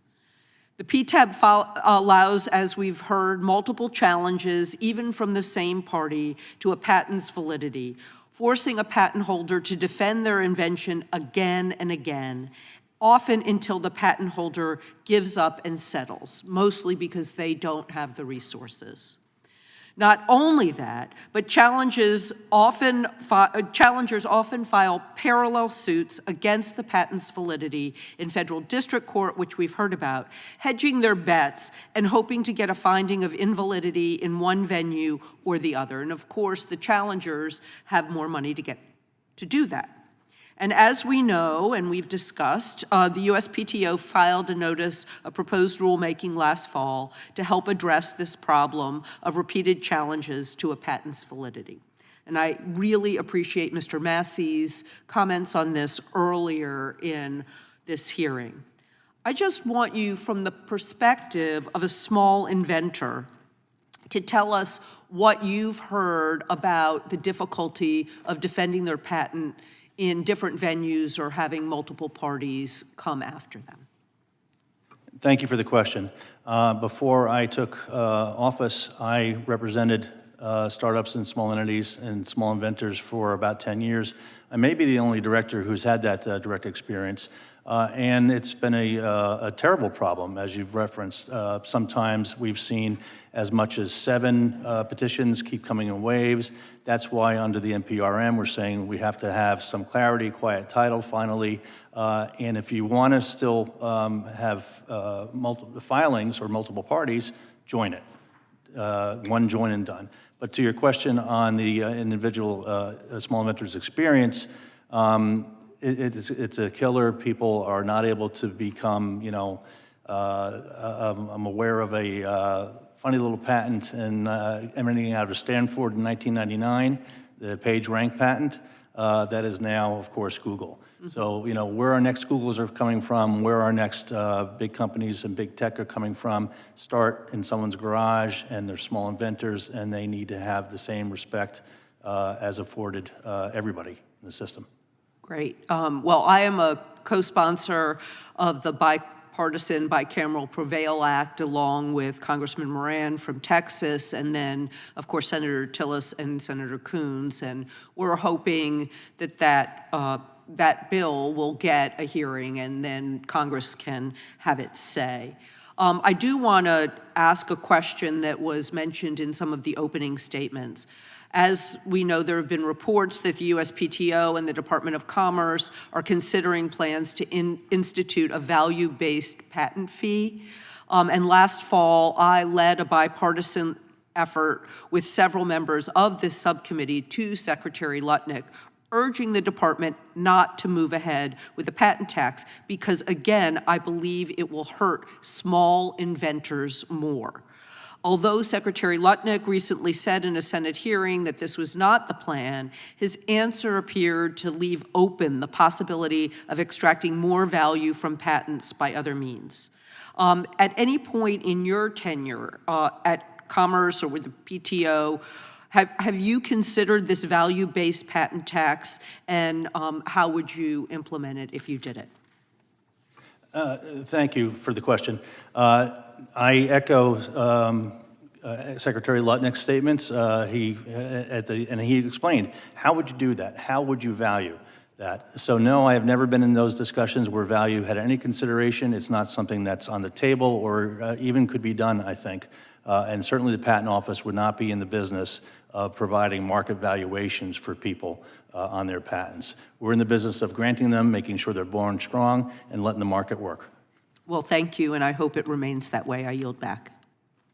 I thank the gentlelady. Now recognize the gentlelady from Florida for 5 minutes. Have unanimous consent. The gentleman's recognized for unanimous consent. Ask unanimous consent to submit a 5-page letter from U.S. Inventor to the record. Without objection, so ordered. Thank Now the gentlelady may proceed. Thank you, Mr. Chairman, and Director Squires, thank you for being here with us today. The work of the U.S. Patent and Trademark Office plays such a critical role in supporting innovation, protecting intellectual property, and ensuring our patent system functions effectively for businesses and inventors. I appreciate your time with us here today. So I continue to hear from retailers and manufacturers and Main Street businesses that they are being sued for widely used off-the-shelf technology like Wi-Fi systems or point-of-sale devices, and being forced into settlements because the expense associated with litigating in our Article III courts is simply too high. How do you respond to concerns that limiting access to PTAB is increasing litigation costs and forcing small businesses into these settlements? Thank you for the question. And the high cost of litigation is, of course, a concern, and that's why under the AIA, IPRs were designed as an alternative to litigation, lower cost litigation. But IPR is not the only game in town. People also tend to conflate PTAB, limiting PTAB, and that's not what's intending to happen. That's not what we're intending with the rule. There's always the avenue of reexamination. We would love to see people utilize PGRs more effectively, sooner in time, clearer title. In general, we're preferring a more laid open model where you take your shot, but take it now and take it once and for all. And as I said, instead of one and done, people need to think about it as one joint and done. So there's the ability for collective action, and there's also then, of course, district court, but there's at least 3 alternatives available under the PTAB. One of the other things I think is important on that front and trying to minimize that down the road litigation, you touched on in your opening testimony, and that really is the quality of the initial examination. And I want to hear more about what you are doing with artificial intelligence and how AI is being used on the initial patent examination. Particularly, I'd like to hear, you've emphasized human in the loop approach, using AI, but also having humans involved. Tell us a little bit more about that and what safeguards you have in place to ensure that using AI tools is not introducing any sort of bias or narrowing the scope of prior art considered. Thank you for the question. It has multiple touch points, of course, in the office, but I'll give you one example. We have launched a what we call ASAP, AI-generated pilot program, which takes the prior art, gets it to the applicant before the first office action. So literally, the examiners and the applicant are on the same page with the prior art beforehand. So they have some agency as to what they want to do. They can make an amendment. They can, marshal their arguments or decide this is not going to go well. We're not going to waste our resources and refile with something, direct the resources to something that might be more productive. So we're trying to get information in the hands of people at the soonest possible point where they can do something with it and have people be on the same page.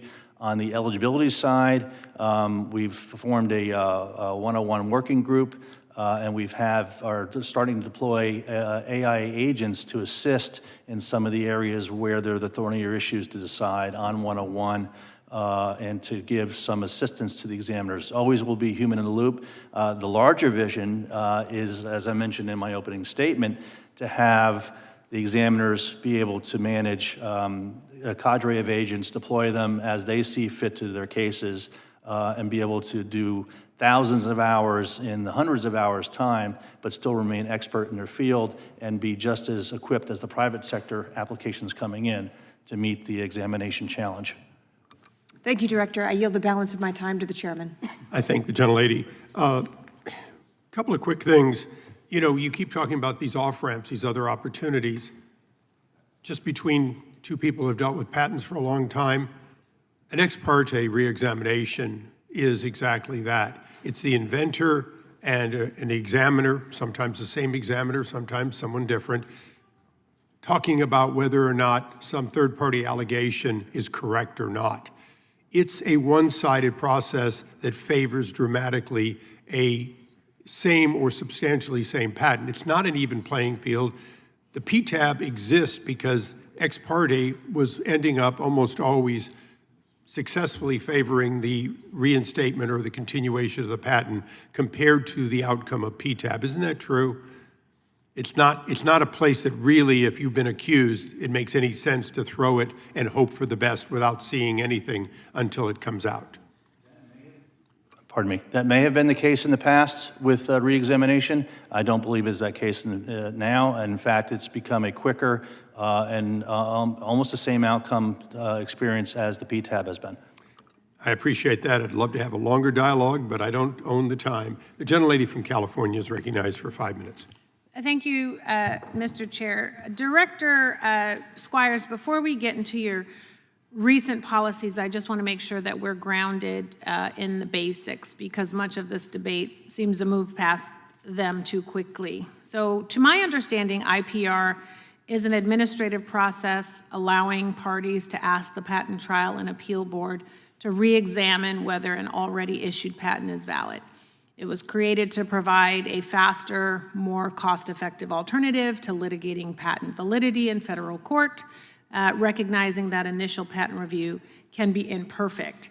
And instituting a review means the board agrees there's enough merit to examine the challenge, while denying institution means the challenge does not move forward. Is that correct?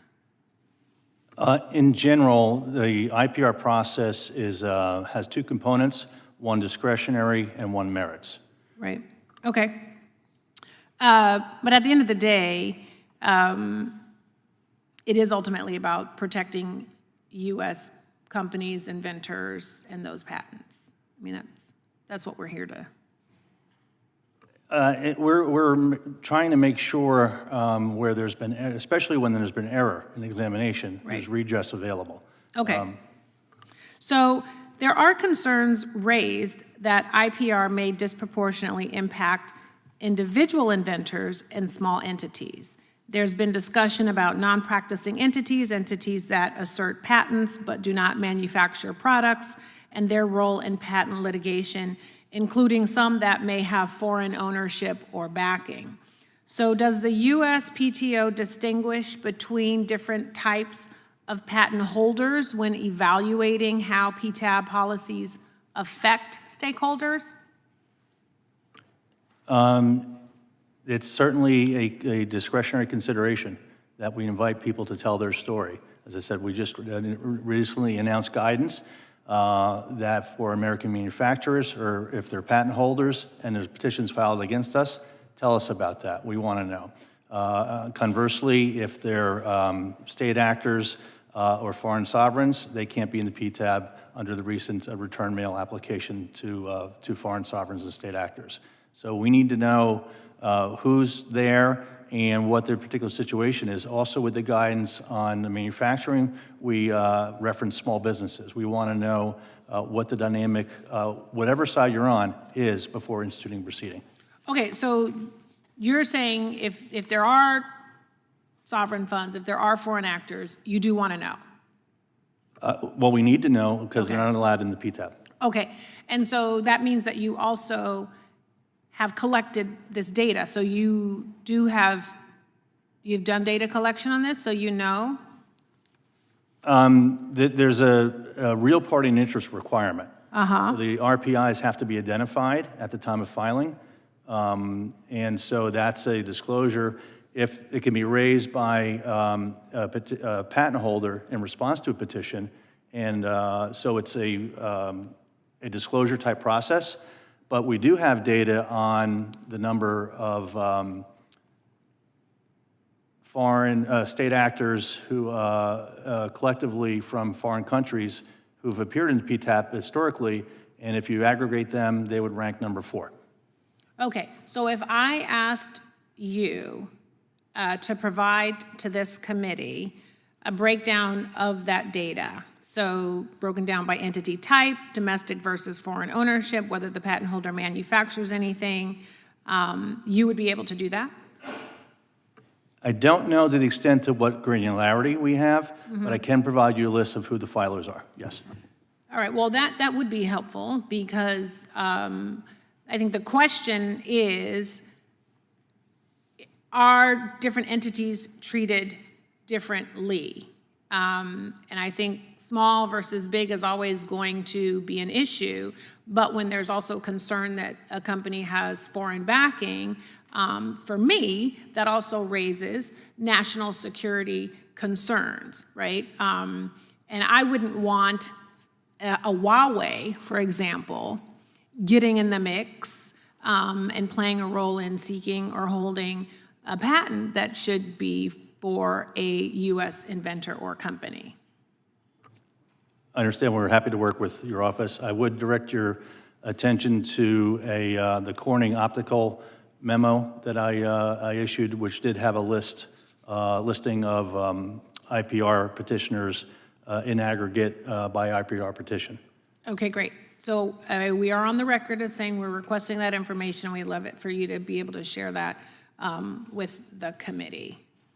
And I do have... Thank you. Oh, sorry. Yep, unanimous consent? Yes, I do, Chair. Ask unanimous consent to enter into the record. Trump appointees are hijacking the patent system. This is dated May 2025 prospect. With some objection, so ordered. And next one, enter into the record, Trump's PTO picks, fortress ties, signal big tech patent fights. So Without entered. objection, thank you. At this time, I'll also put into the record, by unanimous consent, a copy of the docket for the Patent and Trademark Office revised proposed rules that we've been alluding to. Additionally, a number of letters, and I'll ask them be placed in block, which they do include but not limited to patents for affordable drugs, general action patent, crypto console on innovation, and a number of others. Without objection, so ordered. We now go to the gentleman from South Carolina for Mr. his Chairman, I time. have a unanimous consent. I'd like to enter into the record a letter from the Council for Innovation Promotion dated March 24, 2026, addressed to yourself and me regarding this hearing. Without objection, so ordered. The very patient gentleman from South Carolina is recognized. Thank you, Mr. Chairman. Director, thank you for being here. The PPAC and TPAC have served as effective vehicles for the private sector and subject matter experts to offer specialized guidance to the PTO. I'd like to commend you and Secretary Lutnick for appointing new members to these bodies last fall. When do you anticipate the remaining vacancies to be filled and the committees will reconstitute and begin their work? Thank you for the question. Very soon, as you've seen both on the PPAC and TPAC side, is really an all-star roster, and we just extended an offer last night to the individual inventor, which is the statutorily required person that crystallizes everything. So we're hopeful very soon. Great, thank you for that. I want to move on to a separate issue on U.S. research and development. Obviously, we're competing with China on any number of things across many fields, medicine, telecommunications, manufacturing, emerging technologies. In the context of patents, how do China and foreign competitors undermine our system, and in your view? Very briefly. As brief as I can. In several ways, one is known as flooding the zone. We've seen a lot of low-quality applications emanating from areas. Others are fraudulent filings, which we've deployed some AI tools and identified. As I said, we've removed, especially in the trademark register, tens of thousands of fraudulent applications. And the third arrow in our quiver we just announced is a rule that you must be a U.S. practitioner before the Patent Office and to file papers. So accountability is, of course, important, and those are ways we're trying to address these issues. Regarding pharmaceuticals, what steps has your office taken or plans to take to ensure that the U.S. remains a global leader in pharmaceutical innovation? Again, our number one goal is to have patents born strong. make sure they receive rigorous and thorough examination, and get to market in a timely manner. Switching gears again on the IPR, I know we've talked about that a lot today. How is the office thinking about striking the right balance related to IPR, ensuring that manufacturers and strategic industries can effectively defend against questionable patents while also preserving the strong protections and access for small businesses, startups, and independent inventors? Thank you for the question. Yes, it's a balance is the key word. It's a unitary system. I like to quip sometimes. That means that someone is always unhappy, but nevertheless, we're trying to strike the balance, especially on the discretionary side, as I mentioned, where there's small business factors or manufacturing that cuts both ways. Tell us a story. We've even had issues where things that have been controversial, like settled expectations, cut both ways. There have been assertions where patents have lapsed and then come into being, and again, or licenses have been issued against the settled expectations, and those get taken into account whether to institute or not. Thank you for that. You would agree that China, you said flood the zone earlier, so you would agree with me that nation states like China challenge current patents or trademarks pretty frequently? Is that fair to say? They have, but the new precedent will end that practice. Okay. How do we deal with domestic companies that do that? I'll give you an example. So Monster Energy Drinks is like the #1 filer against existing trademark applications. They're like far and away above everybody else. They've been labeled as a trademark bully of the year by multiple times, at least since 2012. And I don't want to single them out, but I do think it's real problematic. Like some of these cases, like a camping gear, because the name is for Monster, a craft brewery company. What I am concerned about is like big companies with a lot of assets that come in and swing at small restaurant owner. I guess there was a restaurant in Ohio. It's a shawarma restaurant, and they're called the Monster Shawarma, and somehow that's like a patent or a trademark infringement on Monster. It's just really aggressive. And so how do we protect small businesses against trolls like Monster Energy Drinks? It's a difficult question. The way we protect them is early access file as they can. Monster, of course, has a famous mark and has a wider berth in courts and assertions. But trademark system is a registration system. It levers off of use in commerce, often from state rights, and the register federalize that. So, the part of the solution is to let people know we're here. You should file. What about Rule 11 sanctions? I mean, if they're filing frivolous things and they're obviously like, I'm not suggesting that all of their cases are not meritorious. What I am suggesting is it's a little bit alarming that they're the #1 company in the country filing against small businesses. They're really aggressive on their tactics, and what I'd like to know is, like, you've got tools at your tool belt to rein some of these practices in. You've already got a full docket, so how do we rein in companies like that from abusing the system? Again, thank you for the question. On the Rule 11 basis, that's, of course, more of a district court litigation dynamic in terms of utilizing our office in terms of oppositions, per se. Those are something that, we do have a TTAB and we do have discretion around those type of matters. And again, just like the patent side, tell us a story.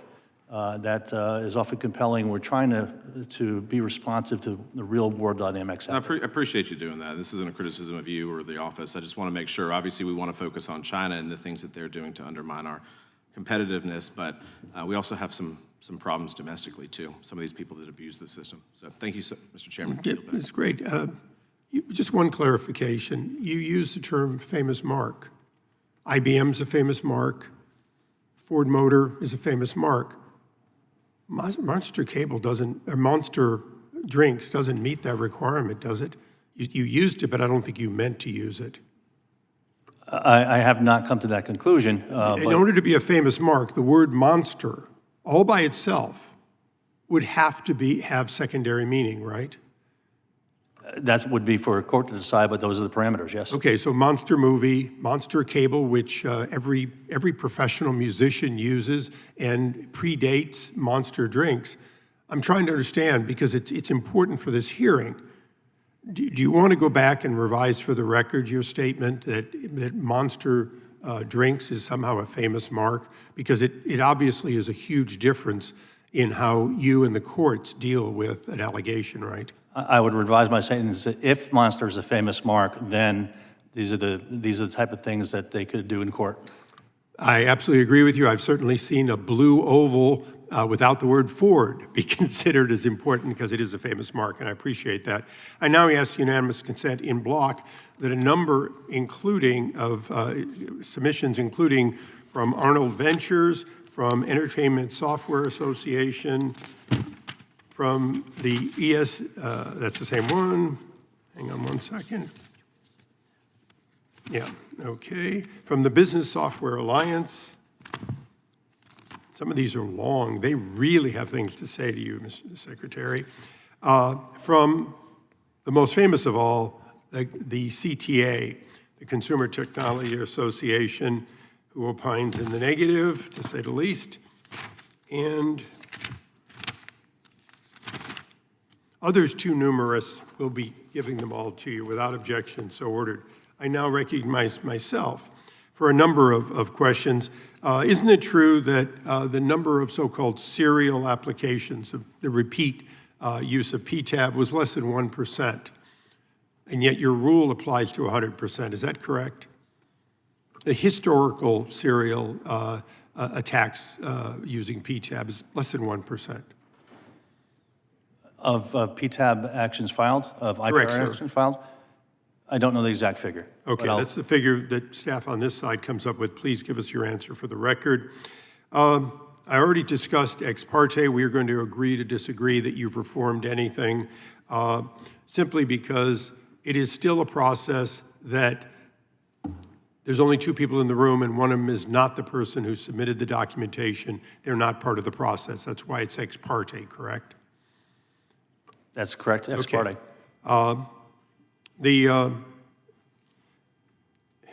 I've got a great many items, to say the least, as you could tell, but probably the largest one is currently, when I mentioned that you've taken cases in which they were discretionarily allowed, process had nearly reached a conclusion, and then you've pulled them back, essentially retroactively, discretionarily said they never existed. Where do you believe you get that authority?